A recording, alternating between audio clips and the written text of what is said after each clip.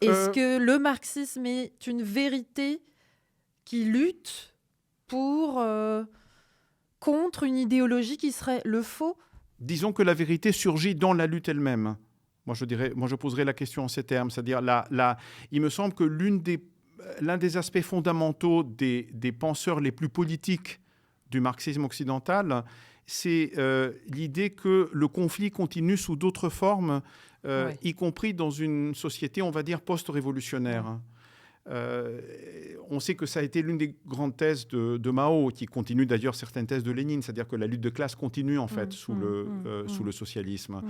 Ça, c'était totalement contradictoire par rapport à la vision orthodoxe de Staline, on va dire, et des soviétiques, qui disait que dans le socialisme, en fait, on assiste il y a uniquement des éléments exogènes, les ennemis de classe, les résidus des anciennes classes dominantes, mais que fondamentalement, le socialisme est un moment d'harmonisation des classes qui coexistent pacifiquement et qui collaborent, d'où le fait que l'État soviétique était par exemple défini comme l'État du peuple tout entier, l'État dans lequel l'intelligentsia, il y avait 3 classes qui étaient reconnues, les paysans, les ouvriers, les intellectuels, et tout ça collaborait harmonieusement.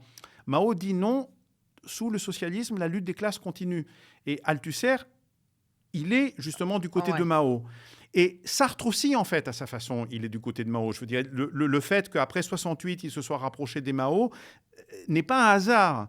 Si on lit la critique de la raison dialectique, on comprend qu'en fait, ce qui caractérise le pouvoir post-révolutionnaire selon Sartre, c'est la lutte permanente entre, d'un côté, cette institutionnalisation qui tend à pétrifier justement ces nouveaux régimes et à les faire retomber dans le pratico-inerte, c'est-à-dire des instances finalement transcendantes, et en bas il y a une masse atomisée, justement. Donc on revient à cette forme d'atomisation que la situation révolutionnaire et la dynamique des masses avaient permis de surmonter.